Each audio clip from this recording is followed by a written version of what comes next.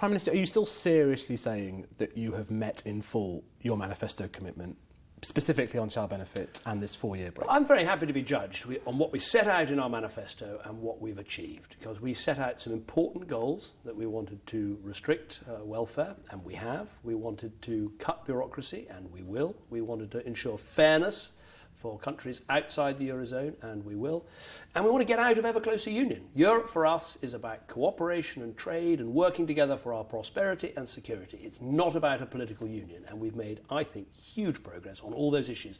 Have we solved all Europe's problems? No. Have we solved all of Britain's problems with Europe? No. But this is a much better basis for us to put a referendum to the British public on.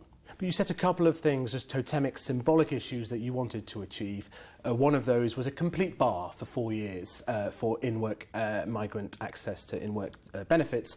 You didn't get that. You've got a limitation instead. That is not fulfilling your manifesto promise. People said you will never get a 4-year ban at all in your manifesto. Said you'd never get that. The media said it, my political opponents said it, people that wanted to leave the EU come what may said it, and we have achieved no more something for nothing. You can't come to Britain and get instant access to our welfare system, and it's going to take you 4 years before you get full access. Now, I'm happy to be judged on that.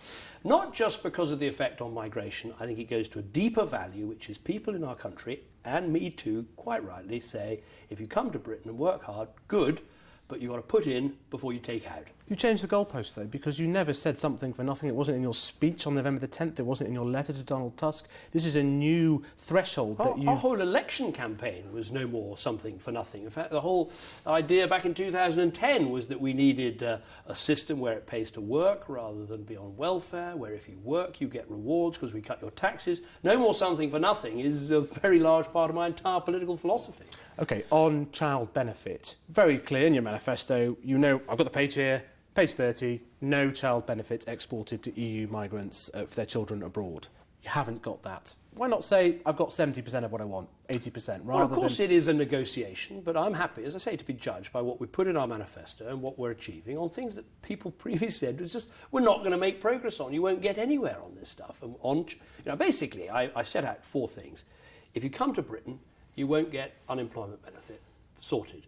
Secondly, if you don't have a job after 6 months, you've got to go home. Sorted. Third, no child benefit, well, little bit child benefit, but sent home at a local rate. And fourth, 4 years before access to our welfare system. Well, it's 4 years until full access to our welfare system. I would say, judge me on those things. They are substantial, they're meaningful, they're not the final word, but I think they do make a difference, particularly on this key value that we don't believe in something for nothing. If you come to Britain and work hard, that's great, but you've got to put in before you get out. You've seen the reaction of the newspapers this morning. We had a poll out showing 69% of people thought that it was a bad deal, 44% people said they'd be less likely to vote to stay in from what they've heard about what you've achieved.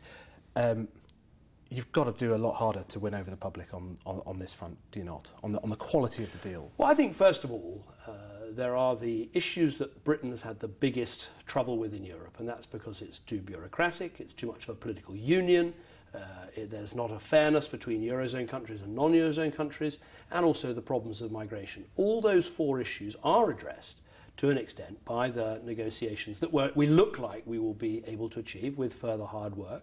But of course, at the end of that, we then go to an even bigger picture, which is how will Britain best succeed in the future? Now, I'm not arguing Britain can't succeed outside the EU. Of course we can. We're an amazing country. We're the 5th largest economy in the world. The question is going to be, the big question, are we safer?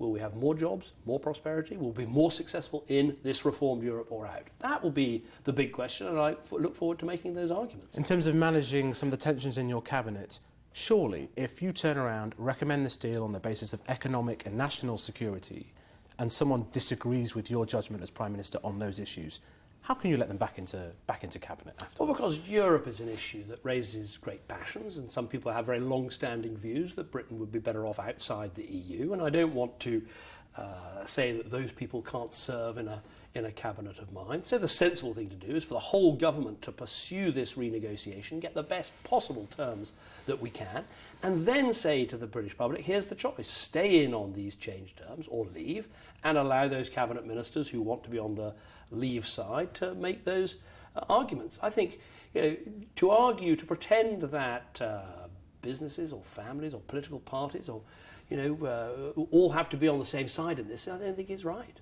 Can I just ask one question on Syria? That's Yeah, great, sure. thank you. So, big summit for you tomorrow, this funding conference.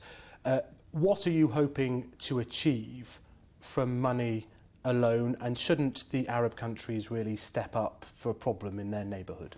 Well, I think there are three things we want to achieve. First is a major advance in terms of funds for the UN programmes. And this is so important. This is food for refugees. It's shelter for refugees. It's making sure that in those refugee camps and in the neighbouring countries, people can be properly looked after. And I want us to do a lot better this year than last year, and I think we will. Second is education. Let's make sure that we don't have refugee children in the region or elsewhere not in school by the end of the next academic year. I think that's absolutely vital. Third, and creatively, we're trying to help those people in the region who would like to stay there and work and provide for their families. Because, of course, people's first choice would be to go back to Syria. They can't do that at the moment. Their second choice is probably to stay in the region, but to provide for their children. And so helping them to do that with more work permits is something we're looking at.